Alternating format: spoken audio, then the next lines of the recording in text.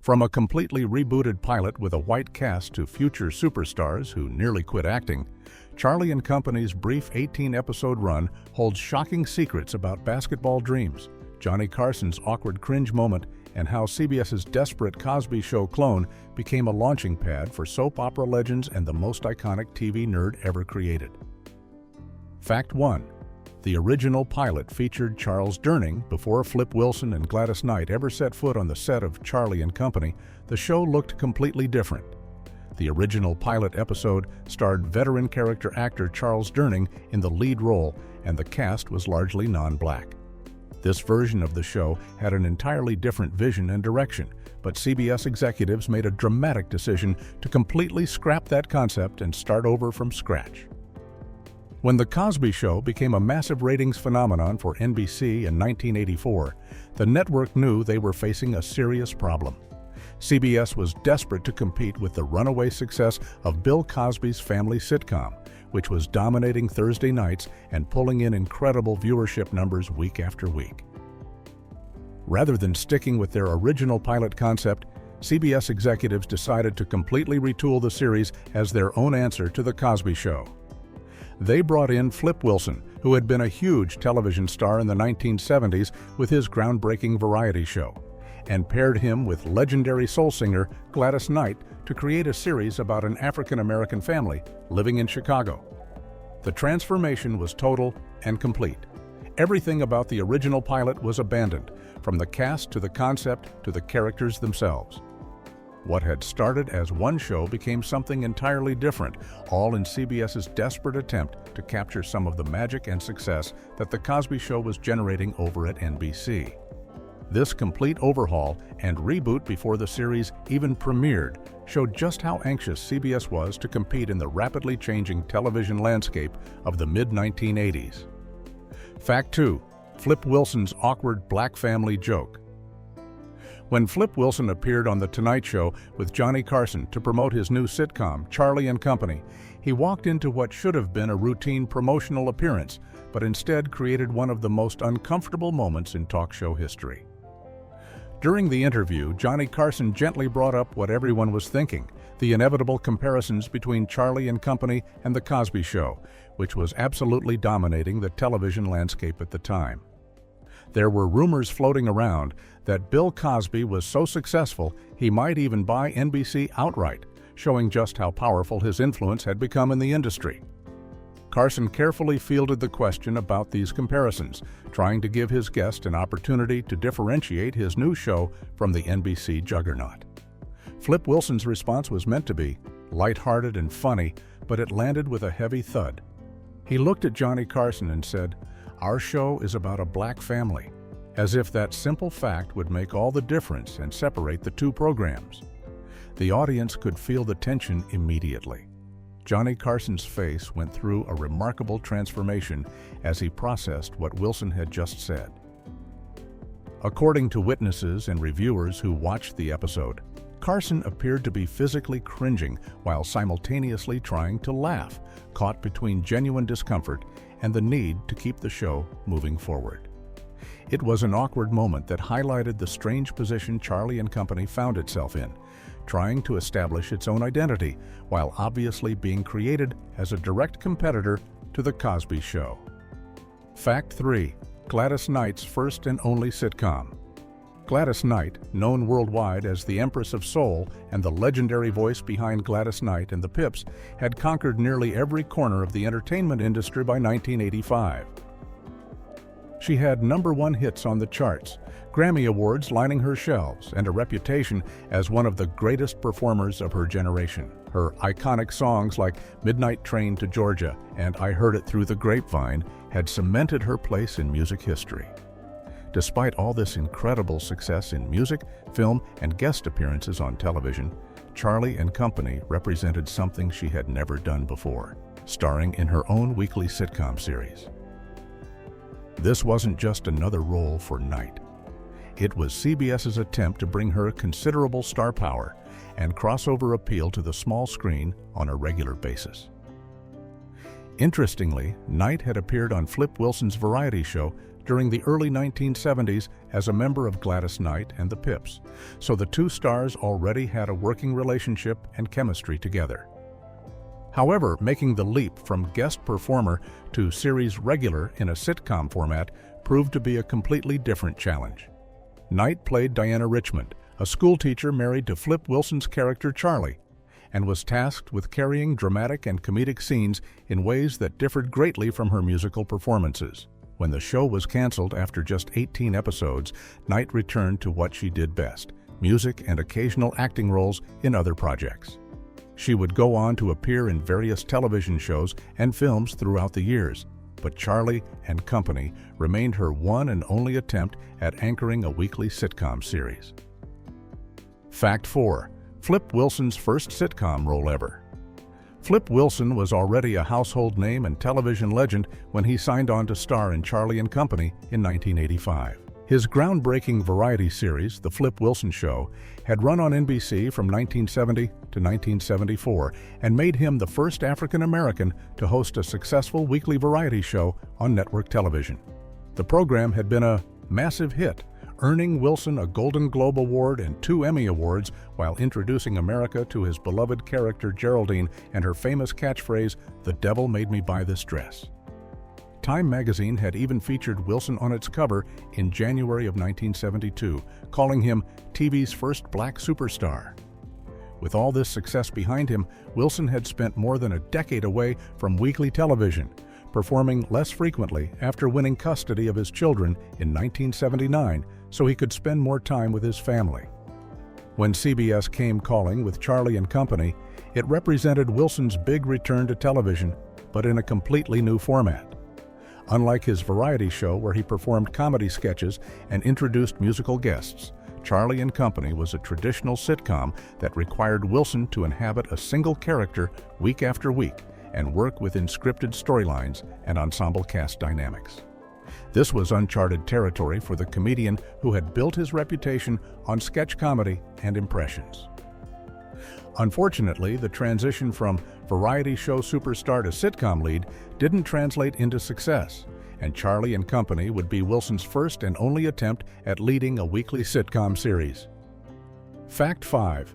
Jaleel White. Nearly quit acting for basketball. Jaleel White was only 13 years old when he reached a breaking point in his young acting career. By 1989, White had already been working in television for several years, appearing in commercials since age 3 and racking up guest appearances on popular shows like The Jeffersons and Mr. Belvedere. He had also been a regular cast member on Charlie and Company, playing the youngest child Robert Richmond alongside Flip Wilson and Gladys Knight. Despite this steady work, White felt discouraged about his prospects in Hollywood. His agent had stopped sending him out to audition for many roles, and White began seriously considering walking away from acting altogether to pursue his other passion, basketball. He had dreams of playing competitively and was ready to hang up his acting ambitions to join a basketball team. Then came an audition for a show called Family Matters that would change everything. White's agent thought he would be perfect for a small guest role as a nerdy next-door neighbor, primarily because White happened to be wearing braces at the time, which fit the character description perfectly. White later revealed in interviews that he was actually excited about this particular audition, not because he thought the role would lead anywhere special, but because he figured he could get this one last job and then quit acting to play basketball the following year. He walked into that audition room with nothing to lose, having already mentally checked out of his acting career. That freedom allowed him to take creative risks with the character, including wearing his father's dental school glasses and creating the distinctive, high-pitched voice that would become Steve Urkel's trademark. Fact 6. Steve Urkel's glasses came from White's dentist father. When Jaleel White showed up to audition for what was supposed to be a one-time guest appearance on Family Matters, he made a creative choice that would become one of the most iconic looks in television history. White needed glasses to complete his vision of the nerdy character he was auditioning to play, so he borrowed a pair from his father, Michael White, who was a dentist. These weren't just any glasses. They were the protective eyewear that his father used during dental procedures to keep particles and debris out of his eyes while working on patients. The glasses had thick black frames and were oversized for young Jalil's face, causing them to slide down his nose and wobble awkwardly. Even more problematic, they were prescription lenses designed for his father's eyesight, which meant White couldn't actually see very well through them during his audition. The poor vision added an unintentional physical comedy element to his performance as he squinted and adjusted the ill-fitting frames. White had initially planned to find different glasses before the audition, thinking these dental goggles were just temporary, but he ran out of time. When he walked into the audition room wearing his father's dental glasses, paired with suspenders, high-water pants, and speaking in the high-pitched voice he had created, the casting directors and producers were immediately captivated. They loved the entire look so much that they insisted White keep wearing those exact same glasses. What had started as a last-minute solution from his father's dental office became an essential part of Steve Urkel's character design and one of the most recognizable elements of the character that would dominate 1990s television. Fact 7. Crushed by Dynasty in the ratings, CBS made a catastrophic scheduling decision when they placed Charlie and Company in the Wednesday night time slot during the 1985 to 1986 television season. The network was pitting their new sitcom directly against one of the most dominant shows on television, Dynasty, ABC's primetime soap opera about the wealthy Carrington family. By the mid-1980s, Dynasty had become a cultural phenomenon and ratings juggernaut. The show had climbed to become the #1 program in the entire United States by the spring of 1985, featuring glamorous stars like Joan Collins and Linda Evans in storylines filled with corporate intrigue, family drama, and the infamous catfights that kept millions of viewers glued to their screens every week. Dynasty had won the Golden Globe Award for Best Television Series in 1984 and was nominated every single year from 1981 through 1986. Putting a brand new, unproven sitcom starring Flip Wilson and Gladys Knight up against this established powerhouse was essentially a suicide mission. Wednesday nights belonged to Dynasty, and viewers had no interest in changing the channel to watch CBS's attempt at cloning The Cosby Show. The ratings mismatch was brutal and immediate. Charlie and Company plummeted in the ratings week after week, unable to compete with the devoted Dynasty audience that had been watching the Carringtons for years. While Dynasty wasn't quite at its absolute peak by this point, having declined somewhat from its highest ratings, it still commanded a massive and loyal viewership that completely overwhelmed the struggling sitcom. This scheduling disaster became one of several factors that contributed to Charlie and Company's quick cancellation after just one season. Fact 8. Christophe St. John's 28-year soap career began. Here, Christophe St. John was just 19 years old when he appeared on Charlie and Company as Charlie Richmond Jr., the teenage son of Flip Wilson and Gladys Knight's characters. The young actor had already been working in television since childhood, appearing in the miniseries Roots: The Next Generations and having a regular role on the short-lived series The Bad News Bears. When Charlie and Company was canceled after 18 episodes in May of 1986, St. John's career could have easily stalled like so many other actors from failed sitcoms. Instead, he moved directly into another groundbreaking series that would define the rest of his professional life. In 1989, St. John joined the cast of the NBC daytime drama Generations, playing Adam Marshall, a role that earned him 2 Daytime Emmy Award nominations. But the real turning point came in January of 1991 when legendary producer William J. Bell hired St. John for what was supposed to be a brief 4-episode arc on The Young and the Restless as Neil Winters, a rising executive at Jabot Cosmetics. The character in St. John's performance proved so compelling that by the time he finished filming his 2nd episode, the show's producers offered him a full contract. St. John would continue playing Neil Winters for 28 years until his tragic death in February of 2019 at age 52. During that remarkable run, he won 2 Daytime Emmy Awards and 10 NAACP Image Awards for the role. No African-American actor had appeared on The Young and the Restless more frequently than St. John. making him an absolute legend in daytime television and proving that sometimes a failed sitcom can be the stepping stone to something far more significant. Fact 9.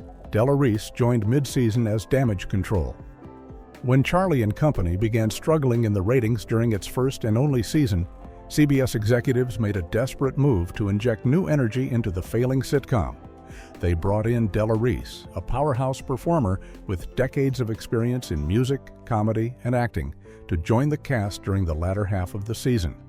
Reese was already well established in Hollywood, having transitioned from being a best-selling recording artist in the 1950s with hits like Don't You Know to becoming a respected comedy actress through roles on shows like Chico and the Man, where she played Jack Albertson's landlady for 2 seasons.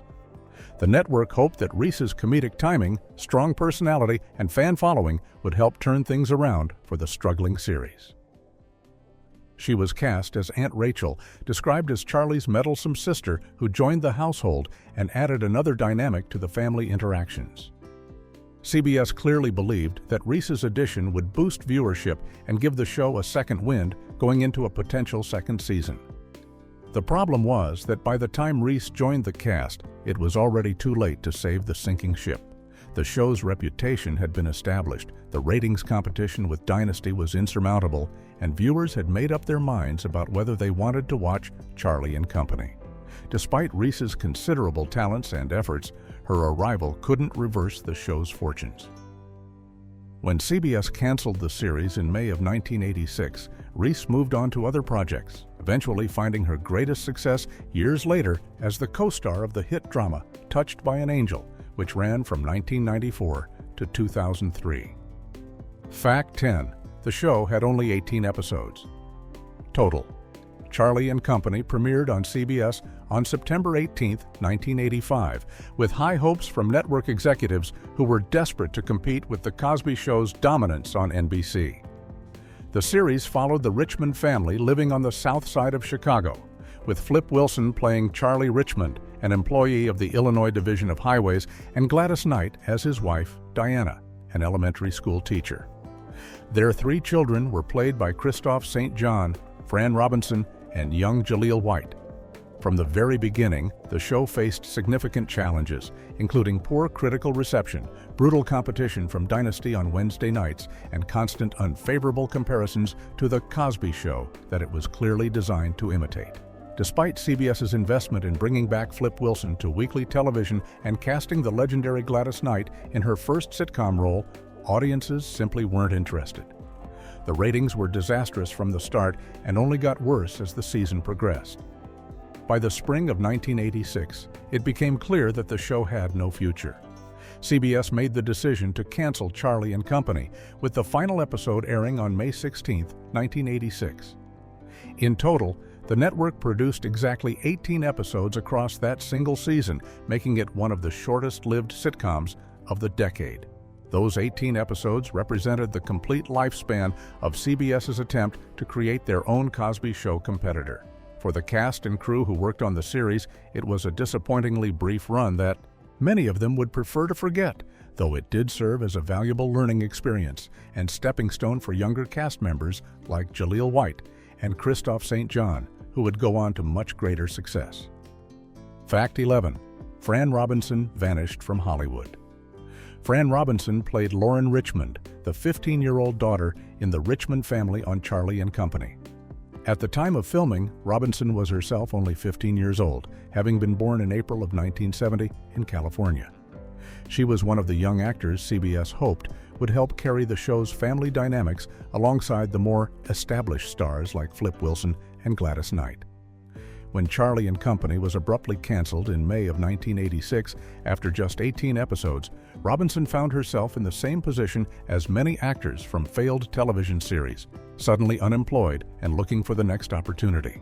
However, unlike her castmates Christoph St. John and Jaleel White, who would go on to achieve even greater fame in subsequent roles, Robinson's acting career essentially ended with Charlie and Company. Her complete filmography consists of only 3 credits: the 1984 film Mass Appeal, the 1985 TV movie Words by Heart, and Charlie and Company itself. After the sitcom's cancellation, Robinson completely disappeared from Hollywood and never appeared in another television show or film. She didn't transition to theater, she didn't move behind the camera, and she didn't pop up in guest roles on other series. She simply vanished from the entertainment industry entirely. This mysterious disappearance became something viewers and television historians noticed over the years. In online reviews and discussion forums about Charlie and Company, people repeatedly asked the same question: whatever happened to Fran Robinson? Unlike her co-stars, whose careers could be tracked through subsequent roles and projects, Robinson left no trail to follow. Her absence became one of the most puzzling aspects of the show's legacy, representing a young actor whose brief moment in television came and went with no follow-up whatsoever. Fact 12. Bill Cosby felt betrayed by friend. The relationship between Bill Cosby and Flip Wilson went back many years before Charlie and Company ever went into production. Both men were groundbreaking African-American comedians who had achieved massive success in television during an era when such opportunities were extremely rare.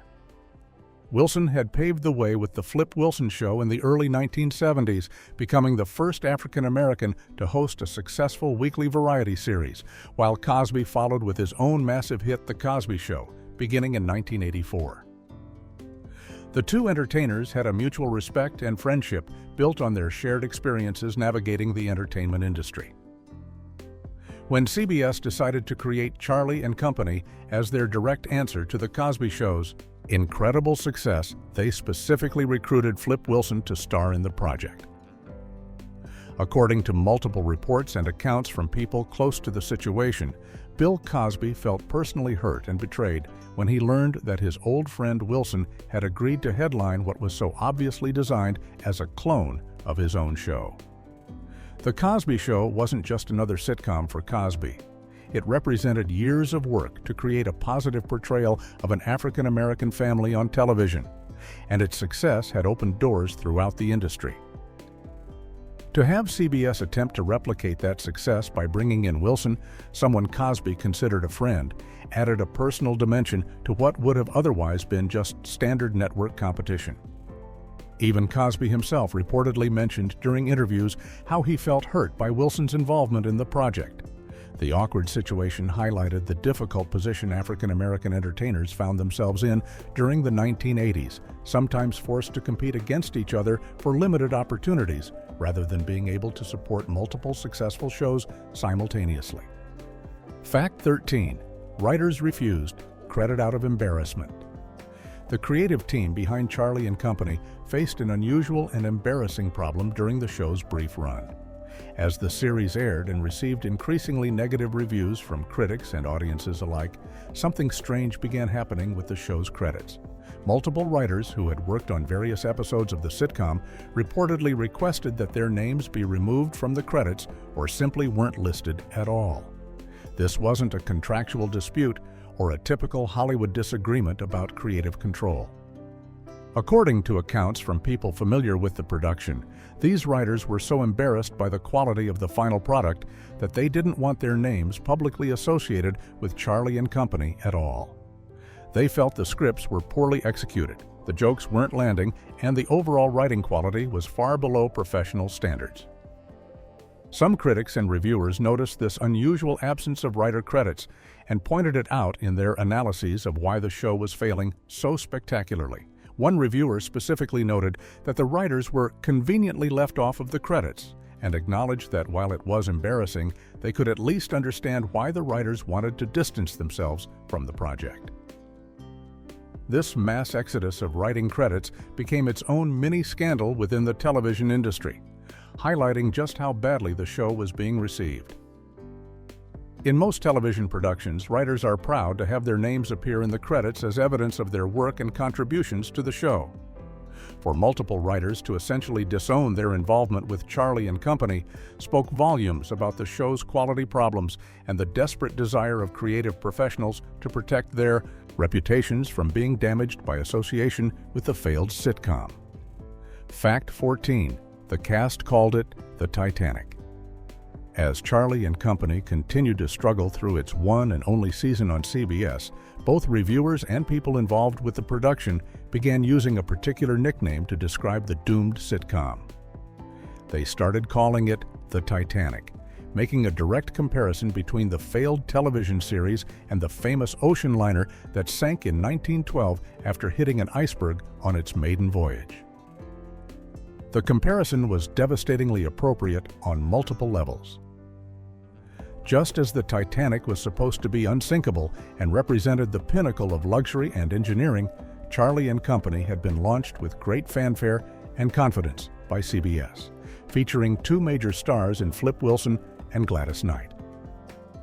Just as the Titanic sank rapidly after striking the iceberg, Charlie and Company went down fast in the ratings after encountering the harsh reality of critical reviews and audience rejection. Television critics picked up on this nickname and used it in their reviews and commentary about the show's catastrophic reception. One particularly harsh review noted that the actors had been cast on this Titanic and expressed feeling sorry especially for Flip Wilson and Gladys Knight, who had their considerable reputations tied to the sinking ship. The reviewer stated that while the actors should be held accountable, at least they got their paychecks for their humiliation. This brutal assessment captured how painful the experience had been for everyone involved. The Titanic nickname stuck because it perfectly encapsulated the scope of the disaster. This wasn't just a show that failed to find its audience or got canceled due to network politics. This was a complete and total collapse of a highly promoted series that was supposed to be CBS's answer to The Cosby Show, but instead became an industry punchline and a cautionary tale. Fact 15. Never reran, even on BET. The final indignity for Charlie and Company came in the years after its cancellation, when it became clear that the show's failure was so complete that no network or cable channel wanted to touch it. When television series end their original runs, they typically move into syndication, where local stations or cable networks purchase the rights to air reruns, allowing shows to find new audiences and generate additional revenue for years or even decades after they stopped producing new episodes. Successful sitcoms from the 1980s like The Cosby Show, Family Ties, and Cheers lived on indefinitely through syndication deals. Even shows that had modest success during their original runs often found second lives in syndication where viewers could discover them. Charlie and Company received no such second chance. The show was considered such an embarrassing failure that it never made it into syndication on any platform.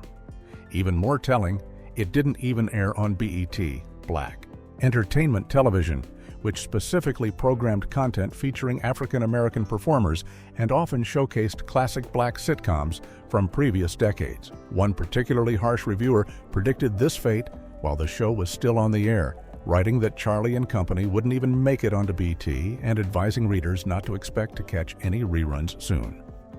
That prediction proved absolutely accurate. The complete absence of Charlie and Company from reruns, cable packages, and streaming services over the subsequent decades has made it one of the most forgotten sitcoms of the 1980s. For younger generations who weren't watching television in 1985 and 1986, Charlie and Company might as well not exist, having left virtually no cultural footprint beyond being a footnote in the career histories of its cast members.